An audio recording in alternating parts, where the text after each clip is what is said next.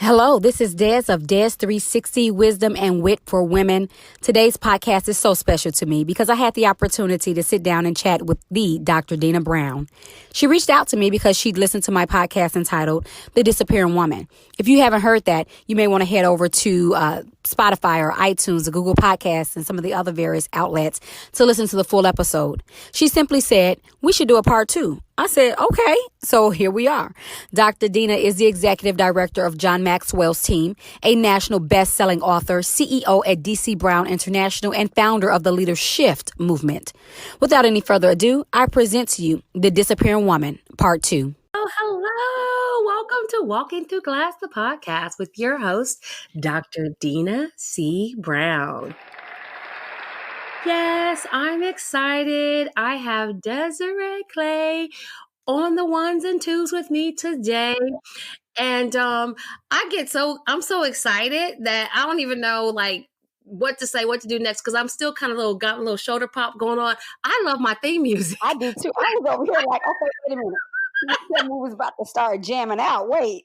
I sit there and sometimes just kind of play it.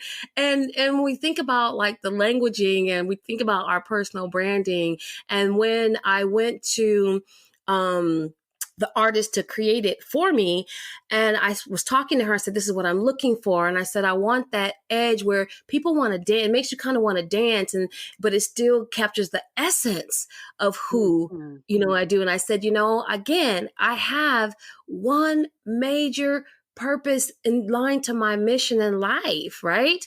And as I'm gonna tell y'all how Desiree helped me switch it around a little bit, is to actually transform, inspire, and empower. And when you gave me that, and I'm gonna let her introduce herself in a minute, because I know you'll be like, well, who is this? Who is this? All right, I'm gonna let her give you a little something in a minute. It's just that when I was thinking about how I was ordering and putting the steps out, it was exactly the way she said. The transformation in the mindset space has to take place first. And then that ability to inspire people and empower them to take action. That's what ties, everything, together. And I thought, okay, I'm about to be rocking with that. Thank you. Yes, honey, Thank you. Great. Yes. So without further ado, I'm going to let Desiree introduce herself to you. Hello, everyone. Thank you, Dina, first of all, for having me on your show. Like, this is an honor. And we have laughed and joked behind the scenes like, girl, I feel like I'm going on my first date. And that's exactly what I feel like right now. Like, my palms are sweating and everything. But anyway, enough of that. I am Des of Des 360 Wisdom and Wit for Women. And I am so excited to be here because my mission in life is to empower women to create, nurture, and transform. And those are all things that we were brought on this earth to do. It's nothing that we have to really work hard at as long as we get centered and get focused. And so within us, we have everything that we need. And so sometimes we just need a little bit of motivation, a little inspiration, and a little push. And so that's what my mission is, to be a solution to life's problems for women and girls.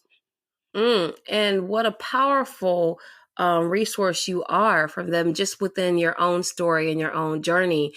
And for all you listeners out there, again, if you're tuning in, whether you're on iTunes, Apple Music Play, Google Music Play, Stitcher, Spotify, soon to be iHeartRadio, wherever you're listening to, and if you know someone that definitely needs to hear what's getting ready to happen, tell them to grab a pen and a paper before they listen to the episode, because this is definitely going to be some powerful nuggets that come from this conversation, because this conversation is all about the disappearing woman. Now, I'm telling you, this is how I got to give them a little backstory of how we even connected, which was a divine connected, already ordered, by God. But again, when it reveals itself and it comes into your space, it's just like the timing is perfect. And that I was actually on my LinkedIn and I saw the episode that she had. It was entitled The Disappearing Woman. I said, oh, let me click this. This is right up my alley, because I've been speaking to a lot of women about their identity and who they are,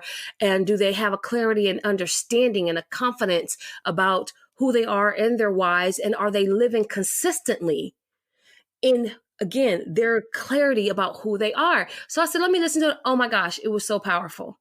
And so I literally just on LinkedIn in the message box said, I need to be in on this conversation, and we need to have a part two. That is all true. That is all true. That is all true.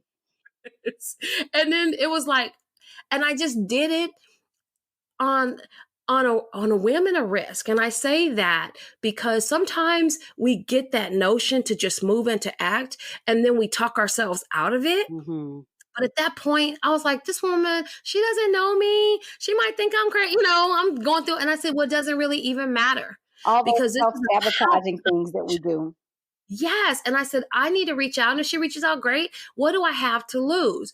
And so as we continue the conversation, I'm like, that's where kind of go in and give some insight back to the first part. And then you definitely need to head on over, okay, to please make sure you give them how to link in to hear the actual first episode because they're going to need to hear that too, Okay. as well as couple that with here. So definitely let them know where they can reach out to get to that and to get to your podcast and your show and your blog, and that they can how they can also be a part of that conversation and add their little nuggets. But I believe that every woman needs to listen.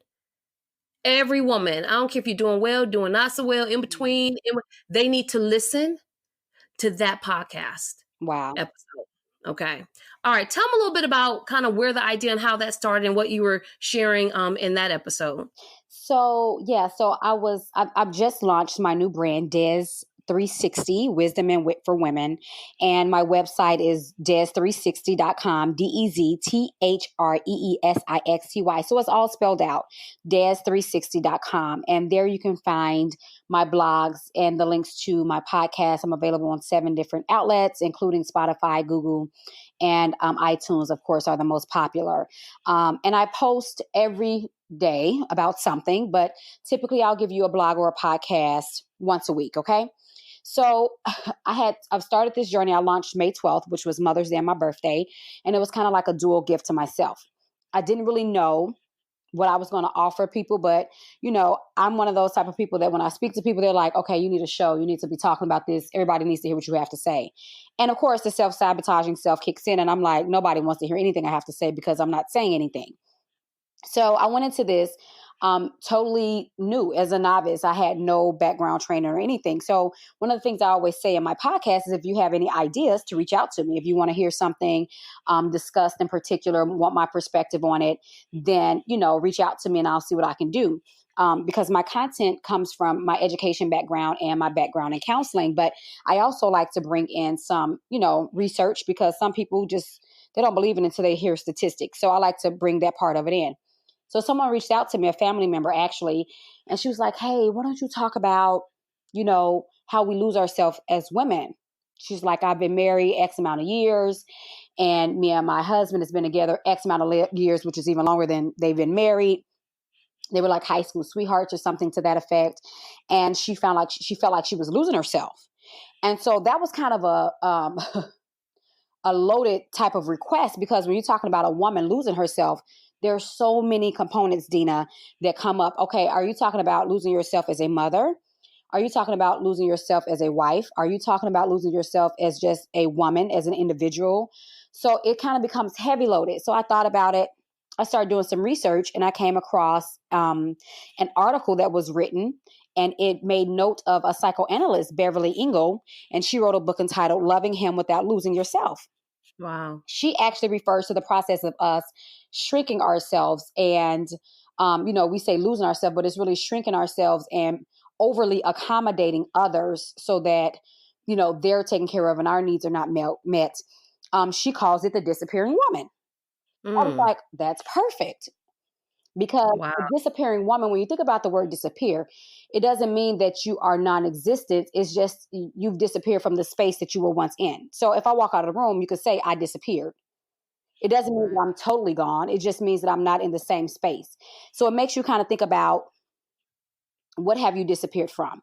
So I just Right. went for it. There was no script. I just started talking about women that I know and even myself, how we get so confused about a mask versus actually disappearing. Those are different things. Right. Because you could be in the room with a Mhm. mask on and Mhm. you're still not present. And Absolutely. and that's a whole nother Yes, it that's is. another 2 shows of Mhm. dealing with that. But something you said just really triggered something for me, and the power of legacy building. Okay. And having a place of significance. And when I think about my current work, Walking Through Glass, the ultimate guide to be sane, sexy, and significant in a male dominated world. And people are like, well, why did you use the word sexy? And why do you use the word significant? And why do you use that? And really what I'm speaking to first and foremost is that owning that clarity that we have in who we are as women, that's sexy. Mm-hmm. That is, as sexy as can possibly be. I'm not talking about hanging with clothes and your clothes hanging off of you. Exactly. And then also that sanity, that clarity you have is so powerful, because when you know what season you're in and what stage you're in on your journey, as you transition between stages and places, and as you transition, you don't usually lose as much of yourself. I said as much, because I think in all honesty, we lose a little bit of something, Yeah. but we don't lose as much. We don't disappear.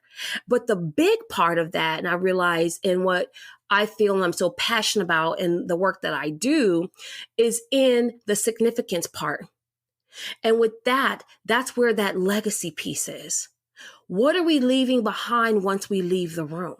So when you were saying that, once you walk off the room is that, you've technically disappeared. And although that might be the case, what I immediately thought of, but what did I leave behind? What essence or part of me did I leave there that still is part of my legacy that's adding value? Because they said, you know what? You really don't know how people feel about you until you hear them talking when you're left the room. Absolutely. I always say, if I could just be a fly on the wall, Mm-hmm. it's one of those things.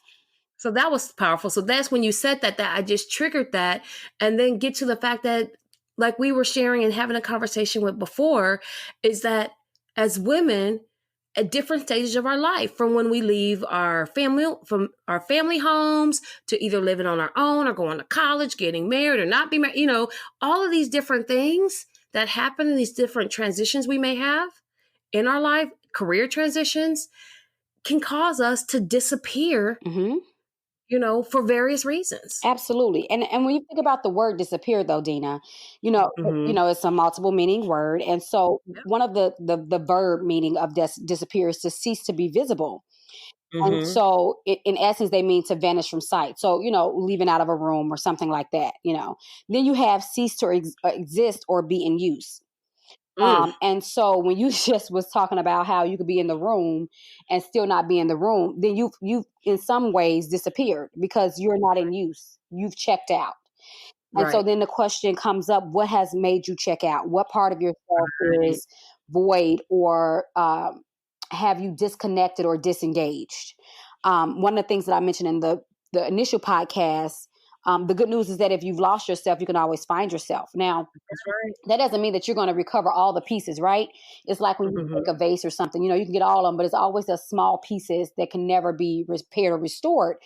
But for the most part, you can go back and kind of put it together and pull it together, and it can be functional again. And so the very first thing is know who you are. You Mm-hmm. just have to know who you are. And that goes back to your authentic self. Like at the core of your being, who are you? You have to start there. There's no way that you can keep yourself from disappearing if you don't even know who you are. Mm. I want to go roll back just a little bit to when you talked about that broken piece and being shattered and being put back together. And I wrote a piece in one of the first anthology works that I did. I shared the concept of kintsugi, the art of being beautifully Mm-hmm. broken. And that you don't get all the pieces back. Certain fragments are here and Mm-hmm. there, but it's how you put yourself back together Mm-hmm. that can actually make your life more fruitful and more Mm-hmm. valuable. And so in Japanese culture, the pottery, when it's Mm-hmm. broken, they don't throw it away. You can't throw your life away because of situation or circumstance. But what they do to this pottery is that they actually put it back together with silver, gold, platinum, precious metals. And they say that it's actually the cracks and the That fissures makes it that make you more beautiful because it's part of your growth journey. So who you are now, and I've shared this before and I'll share it again, and I love sharing it and saying this, is that I can't truly love who I am today if I deplore everything that made me? Oh, absolutely. I say that all the time. And one of my favorite sayings is that, I told my story so that no one else can take my power away, because I think Mhm. a lot of times we dismiss our past because other people are telling it it's wrong, it's off, it's not the full story, it lacks your perspective and your humanity. And so then we want to discount it as nothing, or that was the past and that's it.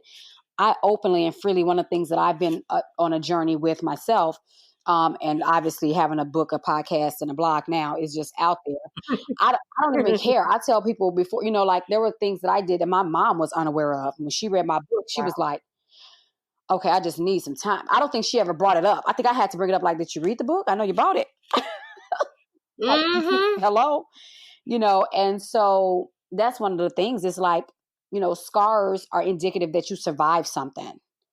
Mhm. And that's the beauty in it. It's like, yeah, I have this scar, but I survived it. You could have, a lot of people don't survive some things. You have people committing suicide daily.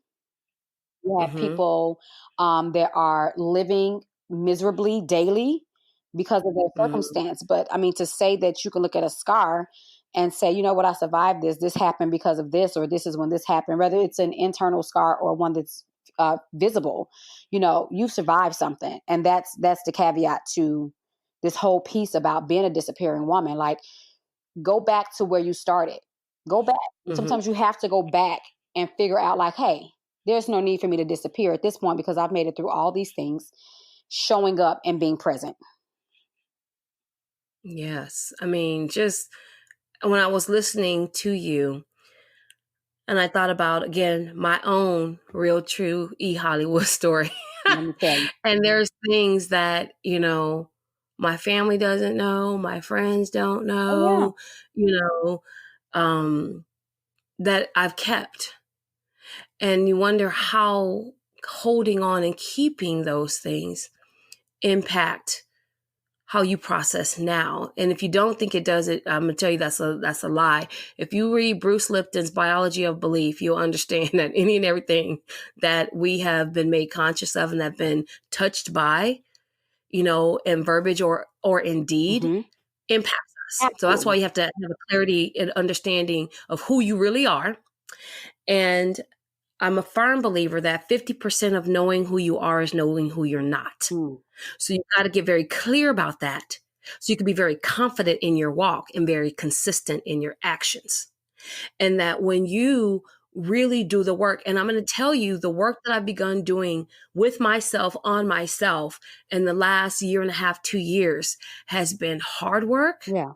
has been emotional work, and this sense of self-discovery. So your point to just because you've disappeared or you felt you've lost yourself doesn't mean that you can't, you know, to me, I don't even think you can get your old self back. You can get a better version Yeah. of You don't want yourself. your old self back You anyway. don't want your old That's self the back, person you were right? You don't want disappearing your about. old self, That's the person you didn't even want to right? show up for. That's the person who you didn't even want to see. You definitely don't want her back. Leave her wherever she is. She has disappeared. Bible, go say over there, Yeah. Felicia and Felipe Bye, Felicia. and Like, Cousin leave Lupe. her wherever she Bye. is. Those. Go leave them there.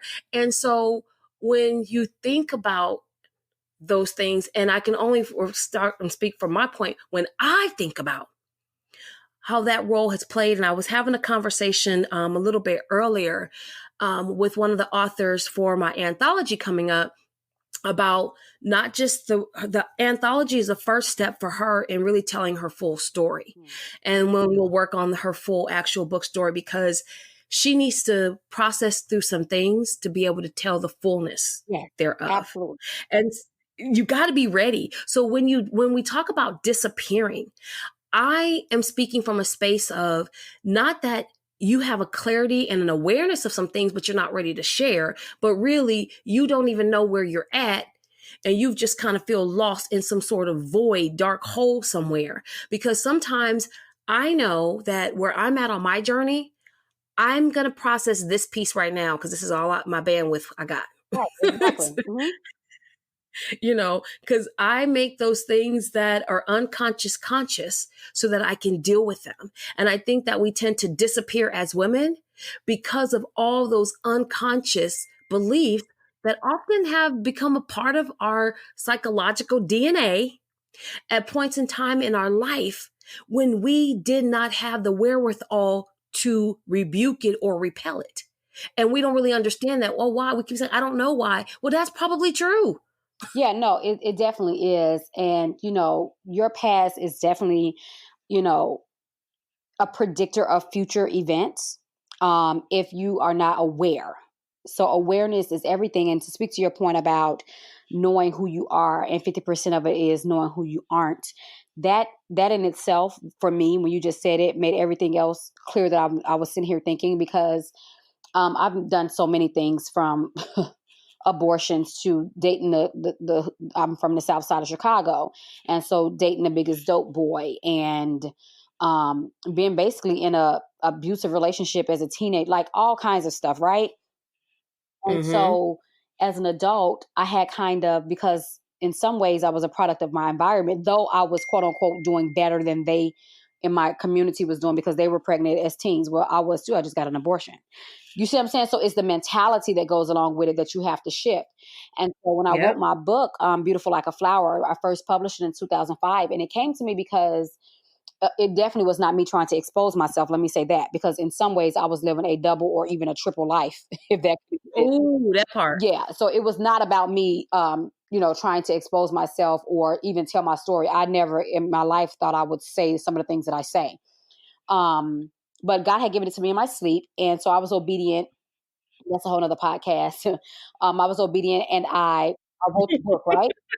The whole time I was Yep. writing the book, like you mentioned, the young lady in your anthology, I really thought I was writing the book for other people, because this is my mission. My purpose is to help.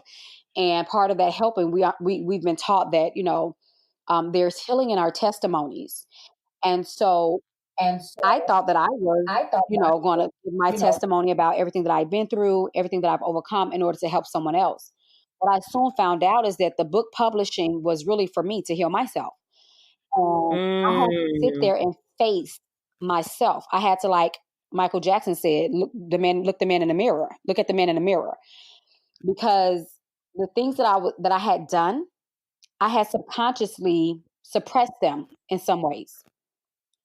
So that's what we do as women, and that's part of the disappearing. We know that we've done something, we process what we can process, and then the rest of it, we never go back and touch. And then it resurfaces in some way, and then we process what we can process, and then we let the rest suppress. And so then now you're an adult woman who has these issues that's been suppressed since you were a child, and you can't figure out what the problems are, why you respond the way you respond, why you react the way you react. Well, there are some unresolved issues, is what I call them, and they need to be resolved. They need to be faced, resolved, dug up, and then put out. So that's part of not disappearing. That's part of showing up and taking responsibility for exactly who you are and what you've done. Now, what I always like to tell women, what you've done is not necessarily who you are. that's So true. that's where we get caught up at, I was gonna say that's where we get caught up yeah, at. that's the problem. And so because you've made a mistake, because I've had an abortion doesn't mean that I'm a mass murderer or I'm a killer. I just Right. made a uninformed decision, really. And that's what I Mm-hmm. did. Because you know, in my bio, I say that I prostitute him. I was a prostitute. So in the true sense of the word, if you think about prostitution, the meaning itself means that you give yourself up sexually in some form of fashion in exchange for monies or gifts, right? So Right. that's what I did when I was in high school. Jada, it was a method behind everything I did. So that's prostitution. No, I didn't. I wasn't on a strip, but I was still prostituting myself. It's no different than women now saying, oh, where he's all good, girl. He paid for my hair, my nails, and my rent. Yeah, what are you doing for it? You're prostituting yourself. Right. So it's just about calling a thing a thing. And once you can get to that point, and it's painful, it is Mm-hmm. shameful, It and is. it is very challenging to like It's write down really your own rap painful. sheet and look at it and take responsibility and say, no, these decisions were made solely by me for whatever the reason. It could be justifiable. That doesn't matter. You did it, right? Once you can Right. get to that point, then you can start showing up, because it doesn't matter what anyone says to me. I'm good. Yeah, I did those things. That's not who I am. As a matter of fact, it wasn't who I was when I was doing them. It was just an act it was something I did doesn't mean it's who I am. So you have to kind of differentiate between who you are and what you do is not necessarily the same thing in every situation anyway. That's true. And that's the power behind clarity. And that's the power behind really doing the work and being very conscious in that we beat ourselves up. We use that inner bully just, punches us. And I was sharing on one of my social media platforms about who is they. And I said, really, who they is the individual we call me. It's so crazy that when we are looking at who we think we are and who we are concerned that others might be, that we begin to, I guess the best way that I could describe it is we can begin to take away those fears that we have. And it's those fears that are just driving us. And so then we start calling those fears they. And that part is the scary part. That part is when we have to make that conscious and we have to call, like you said, a thing, so that we can stop doing that. Okay, as we talk about what a disappearing woman is, and we both had opportunities on our journey to experience that to a certain extent. And I love what you said by you got to call a thing to do that. Now let's pivot into how do we help and support women who are disappearing and they may not recognize the fact, or who might know it and are saying, I need some help. What do I do?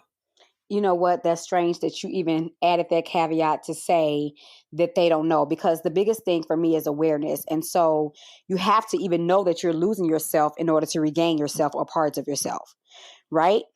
So Right. some things to know about losing yourself is that, when you've lost sight of your own dreams and your own passion, when you start to lack self-confidence, and self-confidence is a byproduct of having a strong sense of self.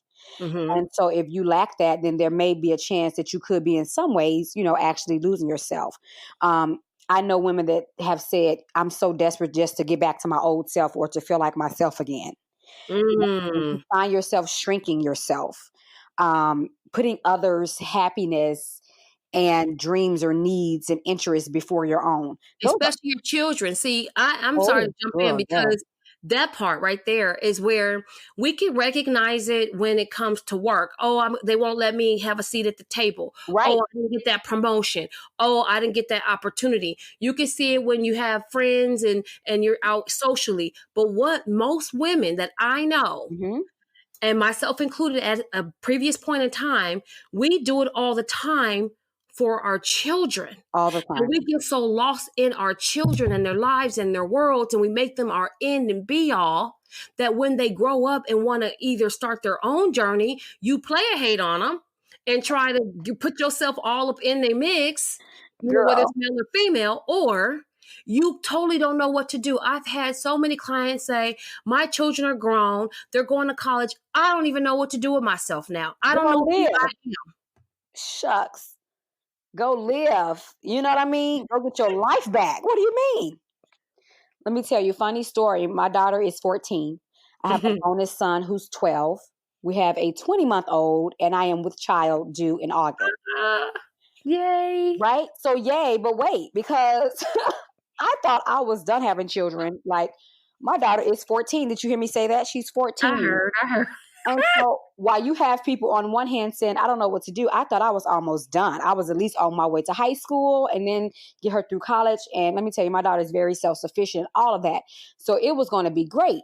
And then, of course, I'm remarried. My husband and I have been married for 3 years. And so, Congratulations. thank you. And so it's like, here I am, two little babies in the house. So what are you going to do? Let me help you answer your client's question. You go get your life. What do you mean, girl? Yes, indeed. No, but seriously, I understand because for at one point in time, I was so focused on rearing my child that I really did for a long time. As a matter of fact, I got pregnant when I was in college, and I pushed myself past my quit. I refused to give up. As a matter of fact, my grades and everything was better than they had ever been. I made straight A's in all my core courses, graduated cum laude. Like I went into like overdrive, and I became somewhat of a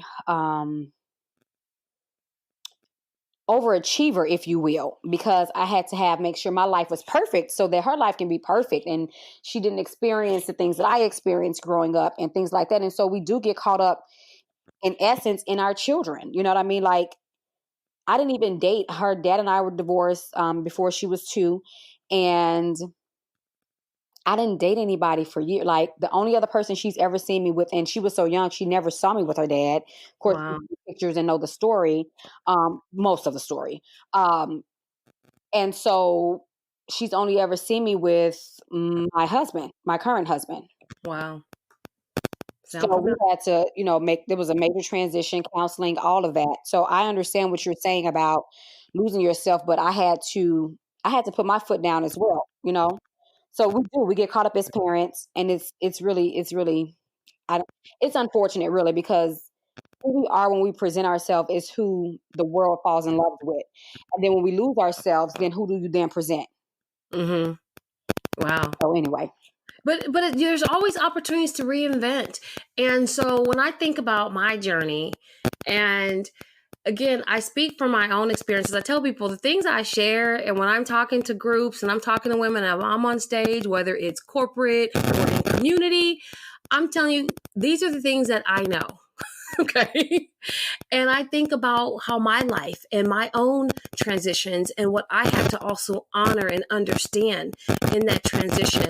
And that a period of time when I did the massive career transition, and that what I recognized by the mid-year or almost within that year, that I was in a transitional depression. And that Wow. I said, whoa, I'm actually depressed. And before, you wouldn't normally say I'm depressed because it meant that you had to go and get therapy and get straight. That's not what it is. And I was doing things, but I knew at the end of the day, and I knew that feeling, like you said, I felt like I didn't understand who and where I was. I didn't know what to do, actually. I knew how to do things, but I meant for me.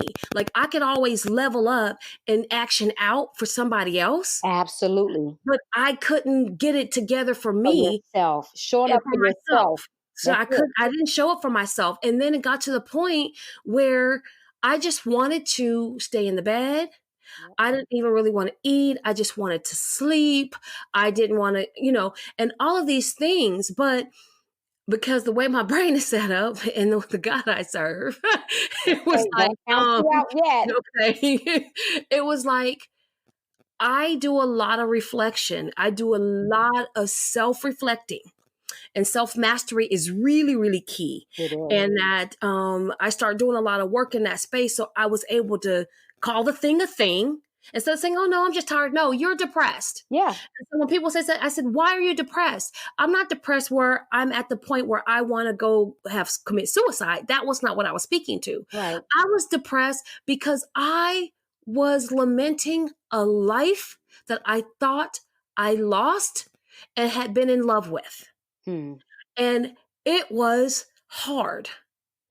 And although I could understand it when it happened to other people, and I could be there for them, and I could process it on their level and in their space, is that initially it was so hard for me because I was so outside of my zone.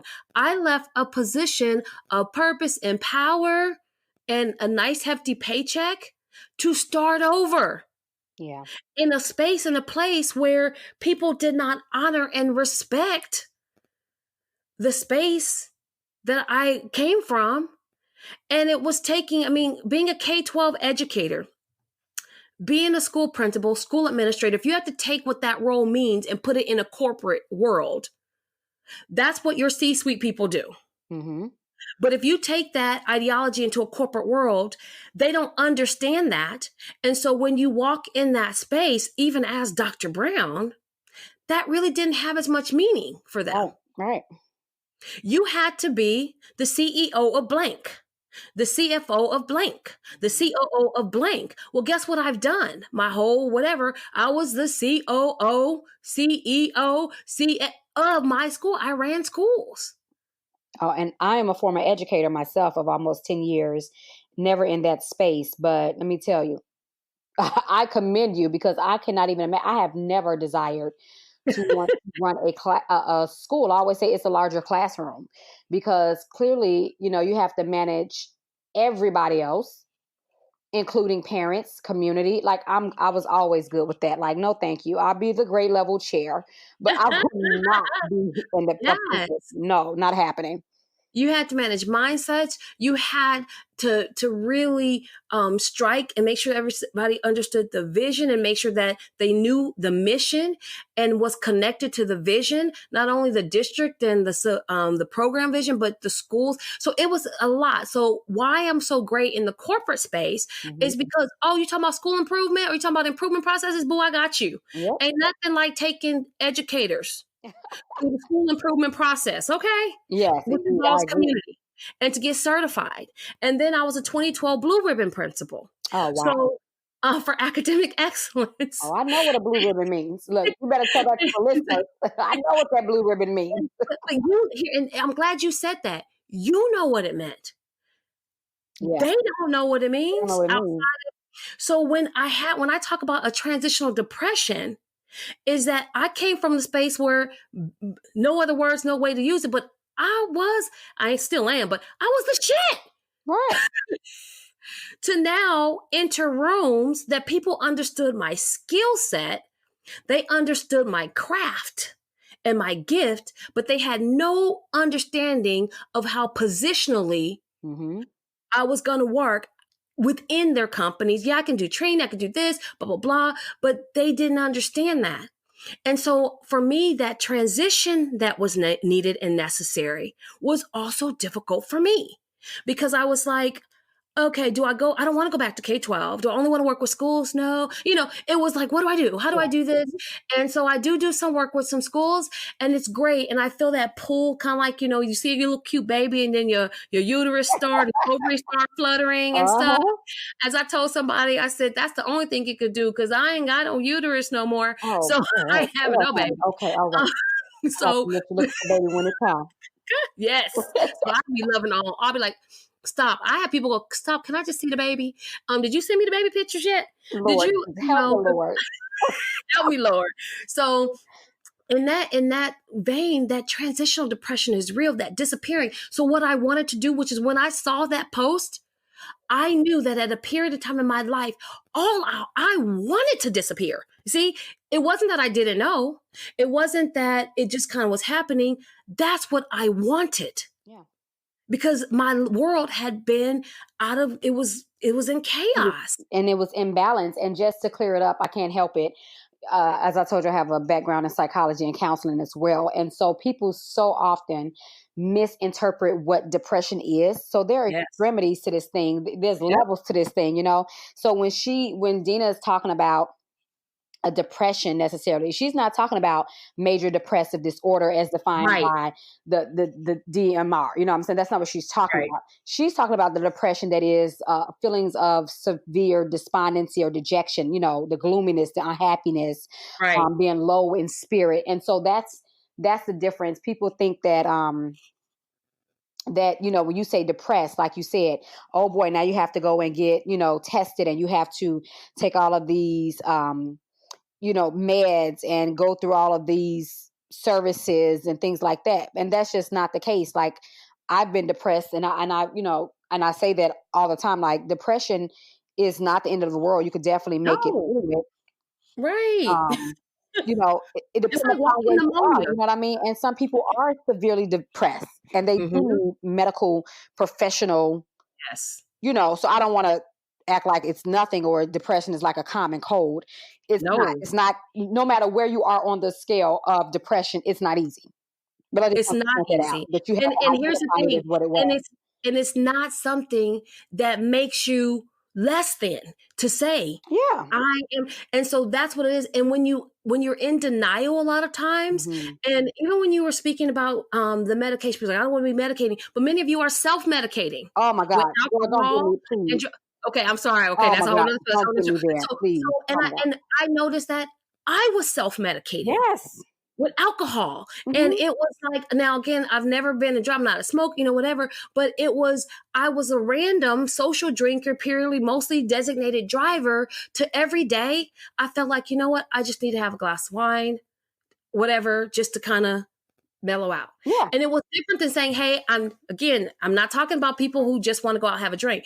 I'm talking about for me. I'm just sharing my story, my truth. Right. What it was to the point of, I just don't want to think about this because the way my brain is set up, Yeah. it's going and it's thinking. And when I'm in that thinking mode, and then I'm now processing things that don't make a lot of sense for me at this point in time, because I'm still trying to figure out that way out, that I don't want to think right now. Mhm. So I need to slow my thinking. And so I started drinking. Oh, see? and, That's it. and it was more and more. It went from one glass Yep. to the bottle, because the bottle's open. And it was like, well, the bottle's open. And I didn't really hide it so much because I was like, whatever. I'm drinking because yes, I want to have a drink. But even in that, I was still hiding and disappearing to who I know that I am. Yeah. And I was responding to my current situational stimuli. Right. And it was avoidance. You were really ultimately trying to Yes. avoid everything. And I tell people all the time, it's all right. Look, I am a realist. So I know people smoke, they drink, do whatever, they mellow out. And socially, okay, that may be fine for you. No judgment at all. Okay. But when you start to do it to avoid situations, or when you drink and then your drink is wearing off, so you have to have another drink, or you smoke and then you have to go smoke some more because that has now worn off. You got to that becomes a problem. Now I need to look at the DSM-5 and give you a code, because you probably do need some psychological help, because now you have comorbidities showing up, which is two concurrent issues that Yep. really could be a really big issue if we don't get a handle on it. So, Right. it's just a lot that goes with it. But I know we've gone Mhm. all the way in a circle, Dina. I know you No, asked about. it's a perk. Well, it is, because that's why you 360, right? Yeah, it Boom. is 360. Yes. Let me tell you, I tell people, honey, it had to be Dad's 360, because with Yes. my experience and my background and, personal experience, and then, educational experience and my background, it's like, I'm not trying to limit myself, because when I limit myself, that means I'm limiting my reach. So that's Right. not going to happen. I'm no longer going to do that. But just wanted to put that perspective out there, because it's like you have to, and when you're in it, let me say this, when you're in it, you don't necessarily see it. Right. You may see it at first, and you're aware that you're doing it, but at some point you lose an awareness that I have drank the whole bottle of wine, and yeah, back to back to back. Like, it wasn't that I drank it over a course of the day because it's a Saturday and I'm just chilling out and I have guests over. No, I just kept pouring glasses of wine, Mhm. and now the whole bottle was gone. And then it's like, I like the taste of it. Now, the other truth to it, because again, the way my brain is set up, I'm kind of like a unicorn in the midst of all this stuff, because I sit, and because of, again, that background, when you're in, especially the educational field, and when you're going to do different levels, you have to do so much study in psychology and Yes, behavioral science and yes, all of those things. And even since my mom said I was a little kid, I would do something, not analyze it. So yeah, that's just the way I'm set up. So I was like, what are you, and I'll be writing it down. I see what you're doing. And I'd have these conversations with myself. But here's the part where I realized I was in trouble, because I knew what was going on and what I was doing. And at one point in time, I said, I don't care. wow, I don't care. wow, And that part is when I heard myself say this to myself, hmm, is when I got scared. yeah, that is a scary. And I said, oh, wait a minute, because that's not you. So when I say that sometimes we can't do things for ourselves, You can't. and this is what's emotional for me, is that I then had to look, and I said, Dina, you're Xavier's mom. Yeah, What is Xavier going to do? You better get your shit together. So when I couldn't do it for me, at yep, that moment, I had to make a decision that I had to do it for him. And that was okay too. It wasn't like, oh, I could have to do it. It was like, so when I say his name means savior. Girl, Okay. you birthed His your name own is savior. Okay. And I did because at the time, which is a whole nother story, the time he came into my life, and I tell people all the time, he saved my life. Oh, So his name is Xavier Alexander, wow. which means Savior, Defender of the People. Mm. And that's his spirit, that's his personality, and there's power in names. And so there's power in words we use. And so at a time, and every time when I was hitting rock bottom, and I had to make a decision, and a tough decision, because I was disappearing, I had to look at him, who's now 17 years old and 6'2" and Wow. 260 pounds, And you he's know, been saving his mom life since he and got he's him to been even know staying his whole life since he was conceived. And that's that part when I say we ebb and flow, and this journey that we're on, that we embrace it. But everything that I've been through on this journey has prepared me for such a time as now. it. So when I keep telling people, when you look at me and you see me, please, you can place me on a pedestal with a tiara. I'll wear it, but I'm not better than you. And I'm not above you. But I do like standing on a pedestal though. Right. Hey, Hello. because but it's not about being above you. Mm-mm. It's not having you beneath me. And right now, it's about how do I be that beacon for you to say, listen, I've been through it. Here were my keys to getting up. Here's the secret sauce. Here's what I did. Here's how I started. And if this works for you, cool. If not, what will work for you, you got to start developing that, because what worked exactly for me may not have worked exactly for you. And that's okay too. But guess what? Here's a place to start so you don't have to be blind. And even sometimes just knowing that you are not alone in something, or that you're not the Oh, only one yes. going through something, can help you come out, and then even begin to be curious enough of how to bring yourself out, or to a degree to which you start seeking help. It's true that every doctor needs a doctor. Yep. So the same thing I say, every educator needs an educator, every therapist needs one. A Every therapist coach needs needs a a therapist. coach. A coach Yep. needs a coach. And so this whole piece about, lifting the next person and building them up, it, it Yes. it's not just a saying. It's not it just we don't I don't say it because it sounds cute, because I Right. want to empower women and girls to be the best self and to be who God created them to be. I'm not saying that just to say that. I know because one day, not too long ago, I was out of character and out of line and out of purpose. Yes. And so once you get there, it feels so great. Then you can really see who you are, because oftentimes people leave this earth literally dying daily and not know who they are or their life's mission. Right. I don't want people around me or people I come in encounter with to be one of those people, because if I have Mm-mm. an opportunity to reach you. If you've come across me in whatever way, I believe that there is a reason for everything. No meeting is by accident. And so I always say either I'm your assignment or you're mine. It could be both. I'm not Yes. going to leave you untouched. Yes. So I tell people all the Yes. time, like, I have a really close friend, like I said, I just relaunched my brand. I'm like, oh my God, I'm just so proud of you. She's like, I need to start doing what I'm supposed to do. It was supposed to be a quick call. She texted me out of the blue. We normally just text. And she's like, can you call me? I was like, wait a minute, a call? I'm getting worried because our friendship is based off text. We're busy. We're married and kids and all this stuff. And so when she asked me to call, I was like, oh, absolutely. I made it I stopped doing what I was doing. I called. And the call was basically about her knowing what her purpose is, but still living outside of God's will and not fulfilling her purpose. I said, that's a dangerous place to be in. Let me tell you. And so I just spoke to her as a friend. I didn't go deep. I could, but I didn't go deep. I just told her what I did. Hey, just start somewhere. Where you want to start? What are you trying to do? Mm-hmm. I'll tell you everything I know. And I'm that type of person. If I know something, I'm not keeping it from the next person, because my purpose is not going to be impeded upon by you fulfilling your purpose. That's right. So if I know something, hey, or if girl, don't use that app, girl, I made a mistake, it'll erase all your stuff, whatever it is. It's like, it Yes. can be something simple, but a lot of times the other part of it, and the other piece of this conversation, which is definitely another topic, is that women don't really authentically support other women. Why Mm-hmm. is that? What's that about? Where did that And come that, from? I think there, I just actually had the conversation with another podcast guest, and it's a theme that's running in a couple episodes. And this is what I shared with her, is that I don't believe that to be true. Totally. And what I love about what you said is authentically, but what she had said that caused me to have to interject was, she said the majority of, and I said, that's a lie.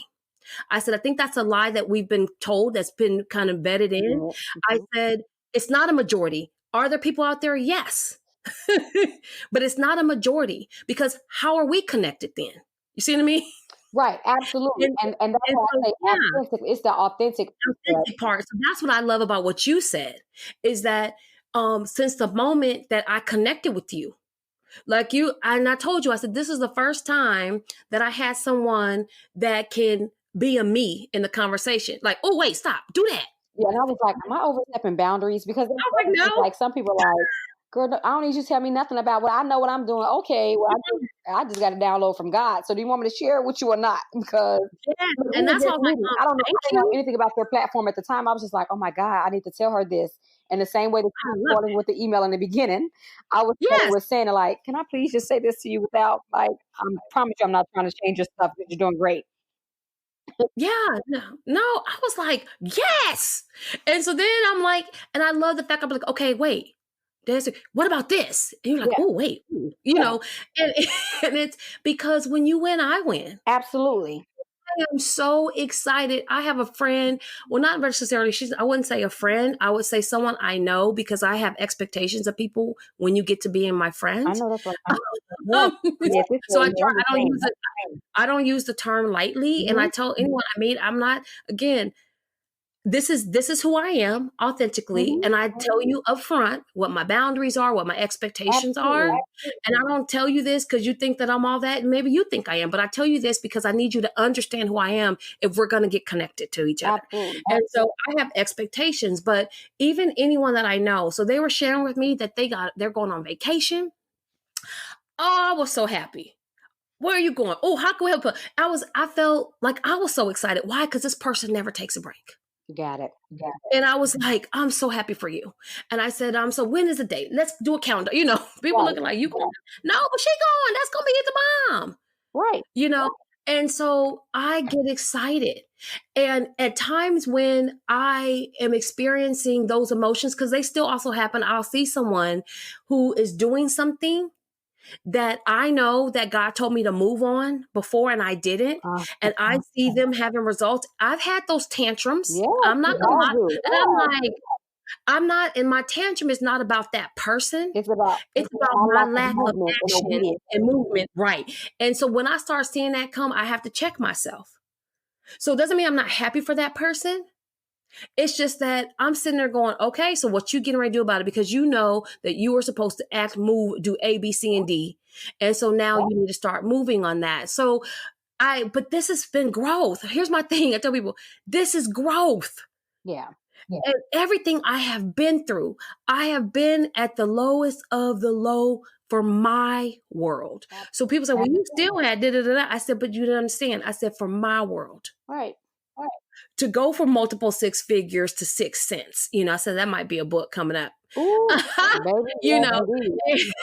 and I said, to having it all and having this glam and glitz and golden lifestyle with handcuffs on it, mental handcuffs, to going, I don't know what's next. And I've shared the story. When I first shared it out loud, I just broke into tears, and I still get teary eyed thinking about it. But when I first shared it, I felt so free. So when I transitioned, and when, again, that whole transitional depression, getting my life, different things happening, all of these different roles, I remember well into that after the first year, because I had quite a bit of money stored up, and then I got hit with some random, large, unexpected expenses. Okay. And that changed my trajectory, because I was still living a life Now let me tell that I was trying to That's live, the thing. because When I was it like, rains, it pours. It's like, come on. I was still doing it. And then when the well started to dry up, and I was like, okay, now what? And I remember that my son, what, he doesn't ask for anything really. And he's just really such a beautiful soul. I told him, you're my greatest achievement and the Mhm. best thing I've ever made. And I tell him every day, I tell him that. And so he would take Uber sometimes, but I said, listen, I need you to talk to me before you take Uber. But before, it didn't matter because I had money, and you can do whatever you want. We get on plane, go wherever, so he Right. never thought about it. So I said, Xavier, I said, listen, I said, I need, because it's hitting my account. I need to know if you're taking all of these Ubers. Why? Because my income flow is different. So I remember I was waiting on a client to pay an invoice. And entrepreneurship, that journey, it ain't, ooh, it Not could be the easy. truth. So I remember I probably had about $15 in the bank. And I get a ding on my card because my son had just took a $9 Uber without even checking with me. So that means I'm praying that that check is coming in, that realistically I had $6. That's where the concept of the six. Yeah. And when I had never been in that frame space to be like, what? Like, where's all my money Yeah. saved? Da, da, da. It was like, what? I have, and I remember sitting there crying because I called him and I'm just fussing at him. Yeah. I told you don't do this. Call me first. Wouldn't have been like I would have said no, but I said at that point I had gas in my car. Could have went and picked you up. You literally just went 2 miles down the street, Yeah. and it was all of that. But that it wasn't the trip in the Uber it was where I was at to be totally broken to the point like, oh my gosh. And I was fussing at him and I'm looking at this son, my treasure, my life, of my heart that's in physical form. Mm-hmm. And I could see, because he's a boy, moms are special, okay? And sons are special in relation with their mom. I can see this brokenness start with him. And I said, shut up. I tell myself, shut up. Because now so I told him, I said, I just want to stop you. I'm sorry. I had to apologize. I said, so we're talking about that state of mind that you're in. And and I said, I'm sorry. I said, but I've told you this is the situation. I know it's nothing like, a year or so ago, you were celebrating your birthday in Dubai. You know what I mean? All this kind of stuff. I know that life is different for you. I know the divorce has been hard for you. I know this moving to a new, everything is new. We live in a neighborhood, and that too is a disparity because where the neighborhood I live in, kids driving Teslas to school. You see what I'm saying? Oh, yeah. So I said, I got that part. And so I've poured everything I have into giving you this environment so your schooling it stays on point, Yeah. and I'm hitting sacrificing on the other end. So I talked to him because what I started noticing after, I'm like, hey, do you need something for this? No. And he did not want me to pay for anything. He did not want to ask for anything, not because he knew I wouldn't do it, but he was like, I am not going to cause any. And that Yeah. was crushing for me. Yeah. And I said, okay, I got to do something. I got to come out of this. I got to start taking some greater actions. I got to do, and in this whole piece of disappearing, losing yourself, finding yourself, getting yourself back on track, everything I've been through, bringing the story to that home point is that my whole journey has prepared me for now to help other women in transition, other women who are saying, I need to do some reinvention. I need to do some redefining. And that this is where I've had a had not, I've had a whatever, because before now, I didn't know what that was like. Yeah. So everything I've been through has prepared me for such a time as now to speak from an authentic space. So I know what it's like to support my sister. I know what it's like to support an entrepreneur and to say, listen, I got a choice to make. I could buy bread today, or I could pay for this course to help me, get my business going. I can borrow, I know what that's like, and that is why for me, I don't bastardize my talent, but I then begin to create multi-levels to opportunities to work with me. I started to look differently because I then had been there. I know what that's like. And I also got tired of people cheating my sisters and my brothers. See, that's the other thing. And that supporting thing. And I'm like, they're giving them fluff. They're giving them a document that they pulled off somewhere in the internet without any real strategies and operational systems and common sense to implement. And so I was like, okay, that champion. So all of that, on this journey has been part of it. So when I said, God, make sure the people I need to be connected to, which is where that point that you said, okay, authentically supporting, I said, please draw them to me. But what had to happen was I had to get clear about who I was Yep. and what I did. And then the connections will come. That's like what I said to you. You were like, I don't even know why I wanted to inbox you or whatever. It was so that you had all these different thoughts. And I was like, and you was like, oh my God, and you responded so quickly. I said, because I had been praying for divine connections. Wow. And so for me, it was very clear about why you reached out to me. I didn't know you from a can of paint. You know what I mean? It was like, I know that's right. it was like, okay. And I didn't hesitate. And normally I do that, all that stuff out and all the other things that come with it. I was just like, oh, babe, this lady just inboxed me on LinkedIn. I said, I wonder if she was trying to contact me. And then he said, she inboxed you. I said, yes, she inboxed me. He said, that wasn't an accident then, Suge. He calls me Suge. I was like, Oh, oh, that's true. Let me respond. So I responded right away so that I wouldn't talk myself out of it. And so here we are today in the beginning stages of what will be, I believe, a long-term relationship in whatever way that God sees fit for it to be, and, you don't put any extra on it. You don't take away from it. You just operate mm-mm. in the space that God will have you to operate in, and it's been already very beneficial. Both Okay, mutually mutually beneficial. beneficial without us even really trying, just showing up on every call, every text message as ourself, and it's a feel good relationship. You know what I mean? So, Mhm. um, I like yeah, that. it's a feel good A relationship. feel-good relationship. Yeah, and it's I'm gonna easygoing. write that Yeah, down. you don't want relationships that you got to do all this stuff for because it's like, when does this end? When do I have to stop jumping through hoops and proving myself and doing all this? Like I can just, it's a feel good relationship. I just show up. That's who I am, and that's okay. I love the fact that, and I don't extend that grace to everybody, not because everybody's not special, because I know that everybody's heart and authenticity and intentions are pure. That I know that you don't even have to tell me. I know that if you were doing something and working on something and you said, Dina, you could pick up the phone and say, okay, I'm trying to figure this out. Yeah. And ask and not be like, oh, well, dang, I know, I feel like, I was like, I don't even have to tell her that. I know that she knows I got her in whatever way that she needs me to get her, or to support her and her journey and what she's doing. And when you said that about forming those authentic relationships, those are rare.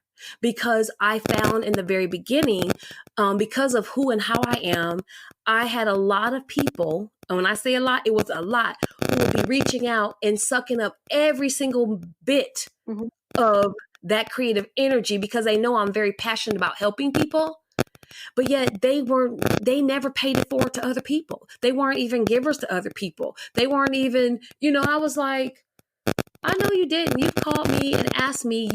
I sat and worked through a whole client product creation with you for you and your client. And then I have specific knowledge of someone else called and asked you a question that I thought was in our same tribe. You know what I mean? I thought we were in the same tribe. Mhm. And you're going to say, oh, yeah, that's going to cost you X amount. What?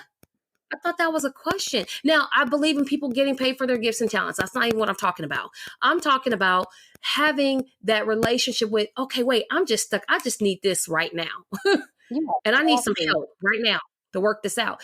So I actually, again, that disappearing space, I said I withdrew to the point where no one had access to me. Yeah. And I said, I'm not doing this anymore. I'm not going to share. I said, because you know what? And I started talking to myself. People just want to take advantage of it. And all of that crazy talk until I Because had to sometimes do all some you work. need is a quick another perspective because oftentimes you'll have a puzzle in front of you, have all the pieces, but not even be aware of it. Yeah. So it's like, oh, I just need to turn this way and then it fits. You know what I mean? And that's not going to cost you anything. That took you 2 minutes because you're gifted and talented in that area. And I believe that in doing those types of things that are very small to you, really, will then make room for you. The Bible tells us that, your gifts and talents will make room for you. You better say And that. so You better. everything It's isn't about fun for a me. fee. Right, and everything isn't about a fee, you know what I mean? Like, being No. charged for it. Now, of course, obviously get paid for what you do. You can't keep giving away services for free. But you talking about somebody in your tribe and they just have a quick question, you're like, "Oh, girl, you figure that out." You don't even need to look at it or listen to the whole conversation. It's like, Yeah. turn it the other way and then move it on the left side. And then it's a Yeah. full puzzle. It's like, come on, you're gonna charge for that? But Yeah. So I started withdrawing from those groups. And then my other thing, what I used to get, I don't know if you got them. We don't went all kind of directions, but that's okay. It don't matter because it's all, that's what a conscious conversation is really about. Because this is the realness of, I start getting a lot of invitations to be accountability partners from people that I didn't have a relationship with. You know what I mean? Yeah. Like, if I got a relationship with you, then okay, I'm your natural. If, like I said, I have expectations of my friends. Exactly. Of course, your accountability partner. But here's again, I would have a coaching program and say, hey, I'm going to do a 6-week program on this. And this is when I was still just kind of starting out, and crickets. They wouldn't even whatever. And so this program is exactly what they said they needed. It wasn't even expensive at that time because I just used to price, not even looking at what the gifts and the talents was. I was like, okay, I just offer it for that. And that they wouldn't buy a $50, $100 program, but yet they're like, oh no, I'm good. And then turn around, they're like, oh, I need your help. And then, no, I need your help. But you know what would take me to the, again, this is where God said, I had to get clear. Don't get mad, get clear. They would then tell me that they enrolled in this guru's course for $5,000 for 6 weeks, who's going to make them the expert in blah, blah, blah, blah. Okay. And how that person, like, they had to do that. And they wouldn't even buy my $50 course, which did that and then some, because now they're calling me on how to execute this guru's program. Wow. I'm like, you get out of here. Because that's one of the things that I asked you about when one of our initial conversations, like when me relaunching my brand and being very serious about, what I put out and, me being, being taken as a credible source and a speaker and an author and all those things. I was like, how do you deal with, some stuff I'm not even asking you to pay for. I just want you to share the post. Right. Yeah. Just share the post because your network isn't my network. You're going to reach people I'm not going to reach. It's real simple. Press the share button. But all this stuff, I didn't even ask you to pay for nothing. Okay, clearly I have my book, which I obviously I was telling you about. I just did the second edition too, and it had a new facelift and things like that, which is available now. And then I'm actually putting out my video today, my launch video for merchandise. You better send it so I can share. Yes. So I'm like, okay, I'm going to see, we did a soft launch, my husband and I, and Tex, who we thought were close friends and family, to just so we can work out the kinks in the back office and just get familiar with the systems and things like that. Girl, let me tell you, some people didn't even reply. It's like, did you see it? I'm not talking about distant people. I'm talking about people right up on us for the soft launch. No, did you see it's almost like you didn't even send it. You're not going to say anything, a thumbs up it or nothing, heart it, nothing. So it's like, it's just like what you're describing. But then in the next text message chain, they're asking you to do something, do this or want something, so that's one of the things that I am just learning to adjust to and take stride, because I really do authentically try to support people, even if it's just sharing a post. I get it that everybody doesn't have money all the time for all these things that keep popping up, because everybody's doing something, and that's a great thing. But you don't always have financial stuff. But share the post. Tell somebody about it. Tell somebody. Do a testimonial. And I do a testimonial. Oh my God, don't get me started. Okay. Yeah, that could take us to a whole nother. And I'm sitting there going, okay, as we talk about from the disappearing woman to the whatever else, to me, this is really everything we shared was actually the totality of the 360 woman. Wait a minute now. Where we start, where we disappear, whether we reconnect and refine, where we reevaluate, where we redefine, and then how we show up. Mm-hmm. And so that's what when I think about the totality of our conversation, like you said, we went all 360. I said, yeah, we did. Because that's what ends up happening right now. Imagine if we wanted to limit ourselves. Can't do it, won't do it. Not happening. Yes, because there's parts of this that it's going to speak to different people. Absolutely. And what the beauty of this, and reason why that I framed Walking Through Glass, the podcast, this way, I said, I want conscious conversations. What are the conversations that we need to be having as women that we tend to don't have, or we whisper in somebody's ear instead of just really putting it out there? And so only one person or two people might know, but really what the tribe needs to hear. And so when I think about, some tribal rules in supporting your sisters Yeah. in the sisterhood, when I think about that, is that number one, the very first thing that you have to do if you truly, honestly want to support your sister is get yourself right Mm-hmm. because it starts with you. Mm-hmm. You are the primary member of the tribe. And if every woman said that to herself, I am the primary woman of the tribe who needs to be right, that means that you have a dynamic powerhouse of a tribe. And so that means everyone's busy working on the best version of Oh my themselves. God. Now they have something great to offer the group. Because if you are coming in broken and fragmented, then what are you really going to add? I'm not saying that you don't have highs and lows. I'm saying that if you're always coming hungry to Ooh, dinner, but yet you never actually bring a side dish or a piece of meat, honey, a piece of bread. That's the piece a item. piece of bread, but honey, just bring the wine. I mean, Okay, you want to be my friend, bring that's the wine. it. But no, it's that. And so one of the expectations that I have for people, and I'm talking about my inner circle tribe, I said, I believe in the multiplier effect, that you got to come here whole because Mhm. one times one gives you one. And that's what's going to make us one powerful sisterhood Absolutely. and one powerful tribe. If you bring in a fraction, that's going to dilute us. Absolutely. All day, every day. And the thing is, we were talking about the disappearing woman. And in my first podcast, I gave them solutions or gave solutions to, losing yourself. And the first thing I say is to know who you are. Mm. Oh my It's the goodness. first step. You got to know who you are. There's no way you can reappear or Right. represent yourself if you don't know who you are. It's like Yeah. that's essential to the process, your personal process and the journey with others in your sisterhood, you know. And then you went back to again, which was really number two for me, participating in activities that you enjoy. That's being back in the sisterhood. That's showing back up. That's being present, but as your whole self, unbroken, because you've done the Yep. work. Mm-hmm. And I want to clarify for all of our listeners and all of them out there, when I'm talking about being whole, I'm not saying Oh perfect no, that doesn't exist. at all. I'm saying whole in clarity and understanding who you are because I can't cheer you on, meaning I'm speaking from a personal, if I don't even love myself enough. So how am I really going to love somebody Yeah, else right. authentically? How am I going to give myself to somebody authentically if I'm always feeling like I'm in need?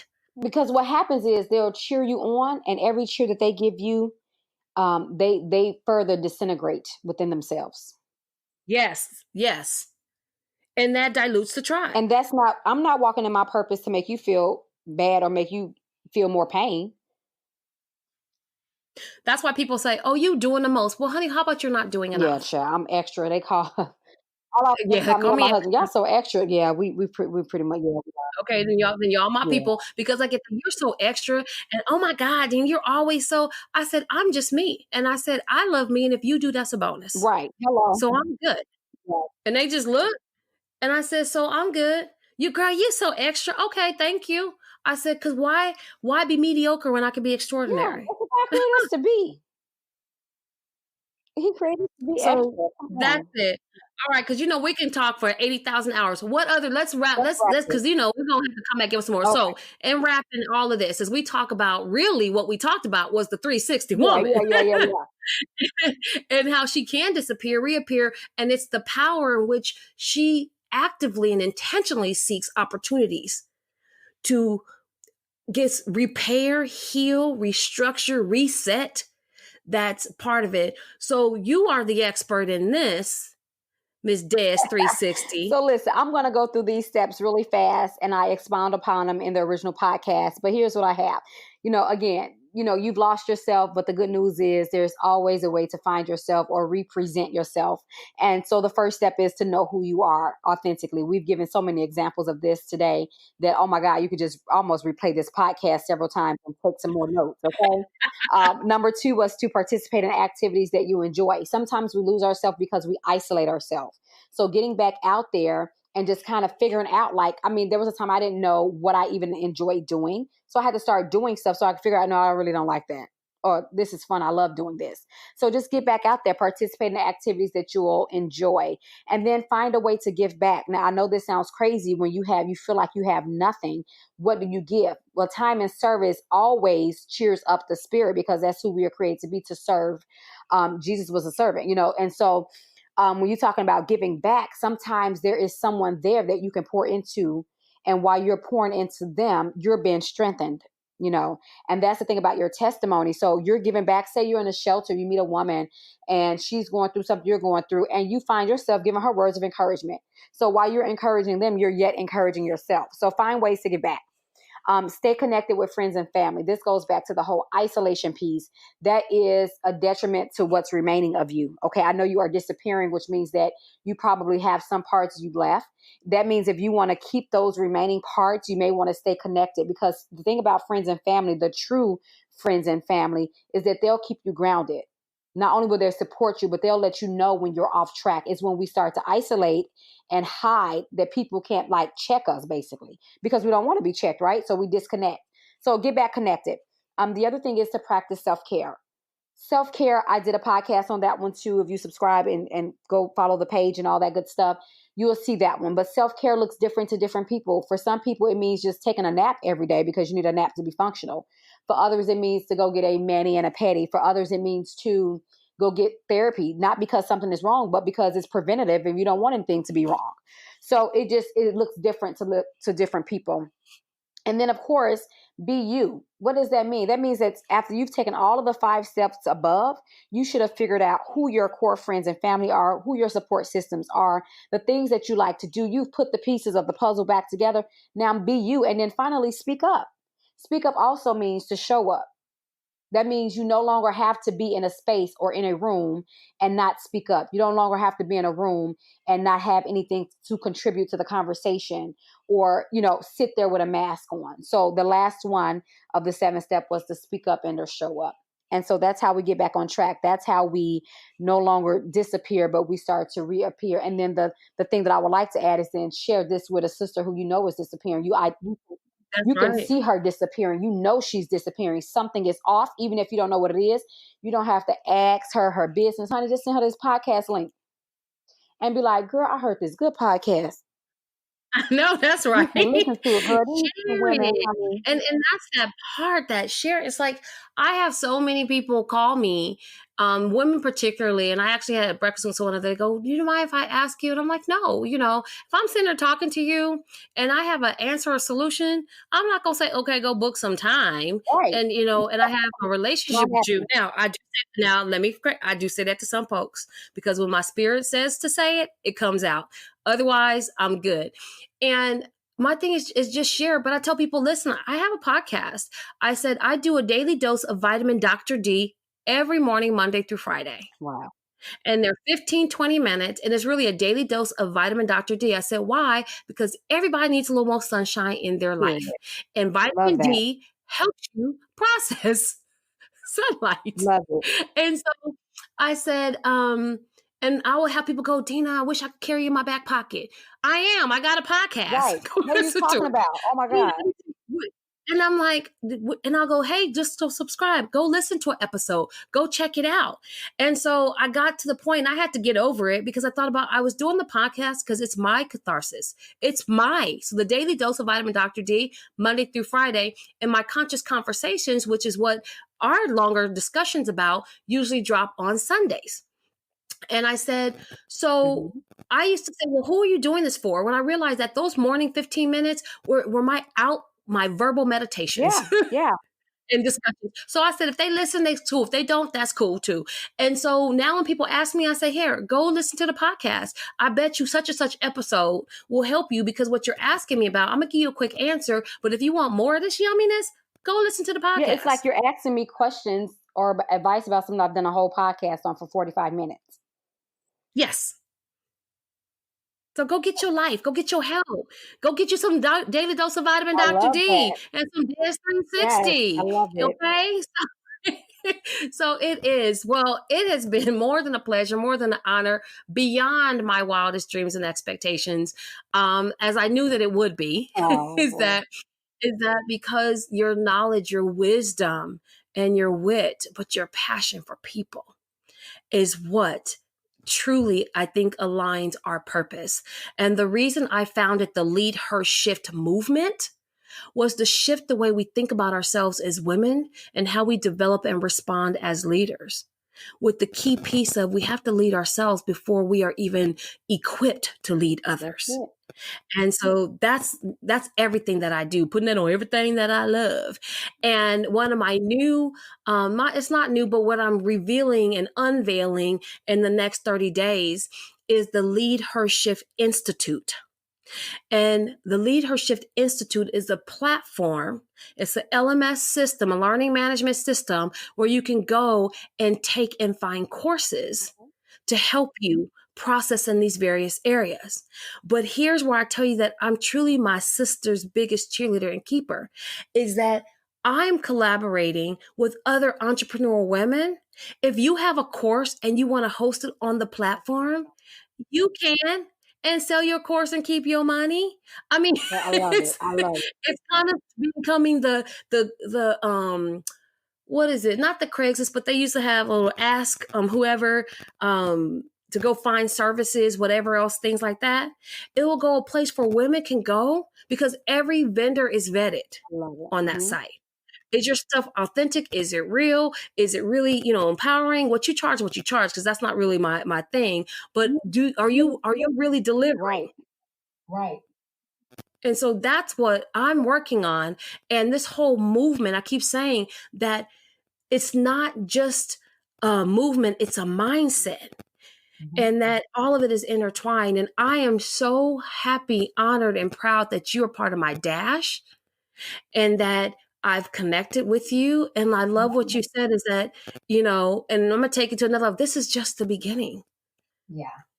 To something that is going to, and we don't even know the fullness thereof, but I know it's mind blowing because I don't even know the extent of it. So that's why I'm just like, I just know it is so juicy and so yummy and it's so purposeful and it's totally in alignment of what God has called us to do with our individual I'm excited about it. I'm excited to know you.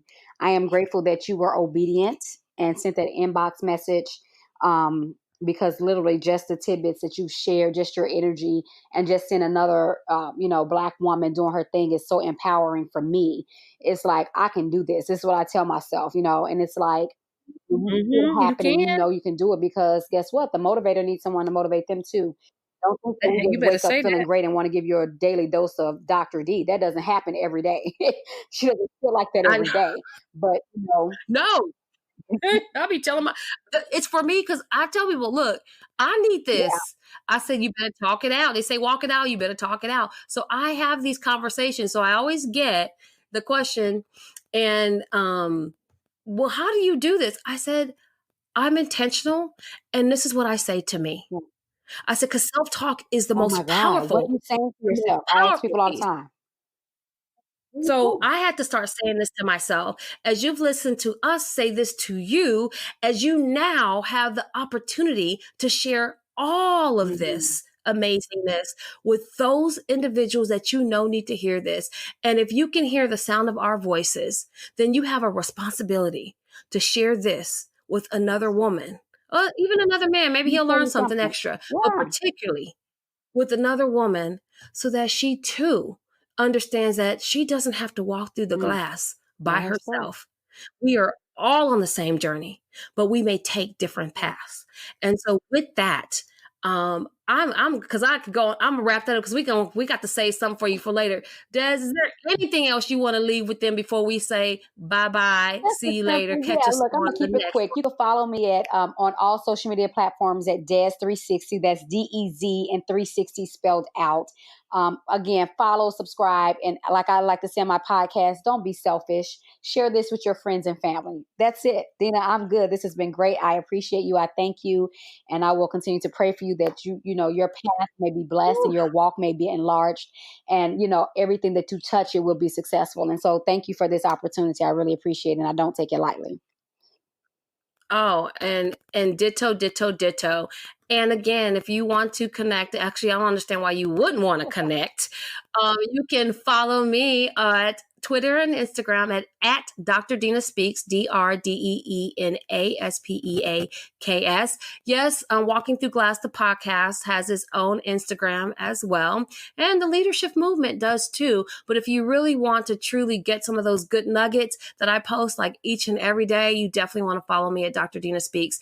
And Walking Through Glass, the podcast, is available on iTunes, Stitcher, Spotify, our host pod being Google Music Play, and soon to be on iHeartRadio. And so I appreciate you. Thank you so very much for listening. And until next time, be great. Thank you. Bye-bye.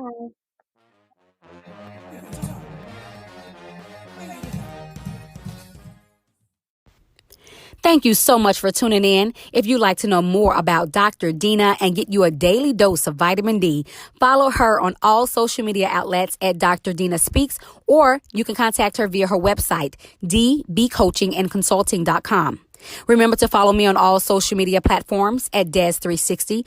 Oh, and don't forget to support my merchandise and apparel line. Thank you to all the supporters thus far. I really appreciate you. You've been great. You rock. You can visit my website at Des360. That's DEZTHREESIXTY.com. That's Des360 spelled out, for access to the merchandise, podcasts, and blogs. This has been another episode filled with wisdom and wit. Remember, don't be selfish. Share this podcast with your friends and family. Have a great week.